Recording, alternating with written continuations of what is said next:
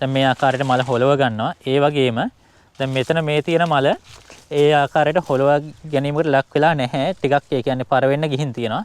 ඒ වගේ මලත් මෙහෙම හොඳට හොලවන්න ඕනේ. එතකොට මේ පර වෙච්ච මල් කිනිත්තේ තියෙන මල් වැටෙනවා. ඒ ටික ඒ අයින් වීම තුල ඒ ගෙඩියක සාමාන්‍යයෙන් ගත්තහම බාහිර පෙනුම, ඒ කියන්නේ ෆිනිෂින් එක වැඩි කරගන්න පුළුවන්. සාමාන්‍යයෙන් මේ වගේ අපි මල් තුනී කරනකොට ආසන්නයේ තියෙන කොළ ඒ කියන්නේ ඉවත් කිරීමක් සිද්ධ කරනවා. ඒ ඉවත් කරන්න හේතුව තමයි මලේ ගුණාත්මක භාවය වැඩි කරගන්න. එතකොට අර සත්තු එහෙම හිටියොත් එහෙම වෙන හානිය අඩුයි.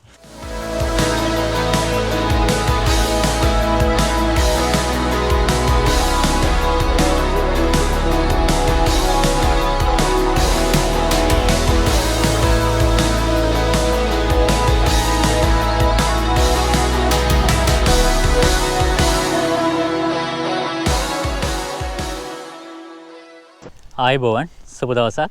මේ ඔබ දකින්නේ වාණිජ වගාවක් තුල නැත්තම් TJC අඹ ගහක අඹ මල් පිපිලා තියෙන ආකාරය. ඉතින් අපි මේ මලක් පිපුණාට පස්සේ මේ වගාව ගත්තොත් එහෙම හෝමෝන්, ඒ කියන්නේ ඔයාලා කියනවා අවාරා නැත්තම් ප්ලැක්ලොවිටිසෝල් කියන හෝමෝන් එක යොදාගෙන මල් උත්තේජනය කරපු වගාවක්. ඊට අමතරව අපි මෙම මල් උත්තේජනය කිරීමට තවත් විවිධාකාර උපයෝගී කරගන්නවා. ඒ කියන්නේ මල් ප්‍රමාණය වැඩි කර ගැනීමට. ඉතින් මේ වගේ මල් පිපුණාට පස්සේ හෝමෝන් භාවිතා කිරීම තුළින් එන මල් වල අද වෙනකොට මිනිස්සු කියනවා මලේ ඝනත්වය වැඩි නැත්නම් ඒ හින්දා පණුව වැඩි. ඒ වගේ දේවල් කියනවා. ඉතින් අපි ඒකට පිළියමක් විදියට අපි මේ වෙනකොට සිදු කරන දෙයක් තමයි මේ මල් ඝනත්වය අඩු කරනවා. එතකොට මේ ඝනත්වය අඩු වීම තුළ මේ මලට හොඳට වාතාශ්‍රය හා හිරුවෙලිය ලැබෙනවා. ඉතින් එතකොට මේ ඔබ හැමතිස්සම කියන පණුව වැඩි වීම හෝ මැස්ස වැඩි වීම සිද්ධ වෙන්නේ නැහැ. ඉතින් අපි බලමු මේ TJC මල් සහිත ගහක මල් තුනී කරන්නේ කොහොමද? නැත්තම් අර ඔබ හැමතිස්සම කියන පණුවන්ට සහ මැස්සන්ට කිමිකල් වලින් තොර, ඒ කියන්නේ රසායනික ද්‍රව්‍ය යොදා ගන්නේ නැතුව ප්‍රතිකාර කරන්නේ කොහොමද කියලා බලමු. මේ තියෙන මේ විදිහට මල් පිපිච්ච මලක්, ගහක මල් පිපිච්ච ස්ථානයක්. ඉතින් අපි මේ වගේ මලක් අරගත්තට පස්සේ මේ මල තුල තියෙනවා පර වෙන්න ගියපු මල්. ඒ වගේ මල් ප්‍රමාණය අපි මේකේ හැමතිස්සම අඩු කරගන්න ඕන. ඒ කියන්නේ මලේ රැඳී තියෙන මල් ප්‍රමාණය අඩු කරගන්න ඕනේ. ඒක අපි අඩු කරගන්න කරන්නේ මේ මල් කිනිත්ත අල්ලලා සෙලවීමකට ලක් කරනවා. මෙහෙම හොලවනකොට ඔයාලට දැක්ක ගන්න පුළුවන් මේ මල තුල මැස්සෝ ඉන්නවද, කීඩෑවෝ ඉන්නවද, පණුවෝ ඉන්නවද කියන එක. ඉතින් ඒකටත් ඒ කියන්නේ ඒතකොට අපි හැමතිස්සෙම මල් එක්ක ජීවත් වීම තුල මේ වගාවේ රැඳෙන ඒ කියන්නේ සත්ත්‍රීන් මුකුන්ද කියන එක හඳුනාගෙන ඒවට ප්‍රතිකාර කරන්නත් පුළුවන්.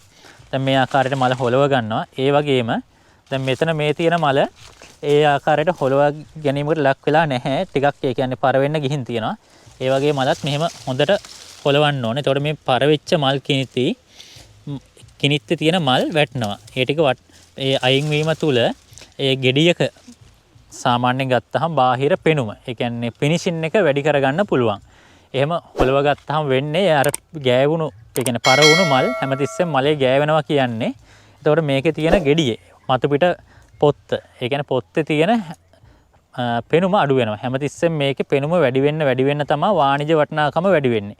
ඒ වගේම අපිට විදේශීය වෙළඳපොළට යොමු කරන්න පුළුවන් ඉන්නේ කිසිම ඩොට් එකක් නැති මලකින් හැදිච්ච ගෙඩියක්.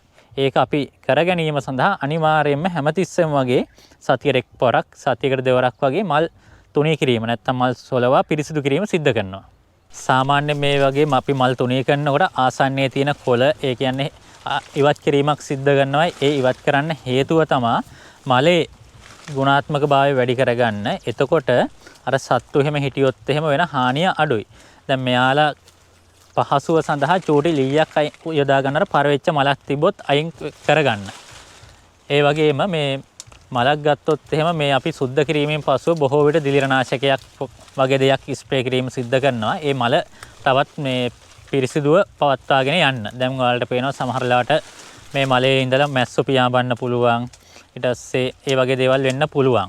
දැන් මෙයාලා මල් සුද්ධ කරන හැමතිස්සෙම මේ මලේ ගහේ තියෙන මල් පිපිලා සවුත් වෙලා ගියපු, ඒ කියන්නේ මල් රැඳිච්ච නැති, ගැට හටගත්තේ නැති අත්තක් තියෙනවා නම් ඒක ඉවත් කරනවා.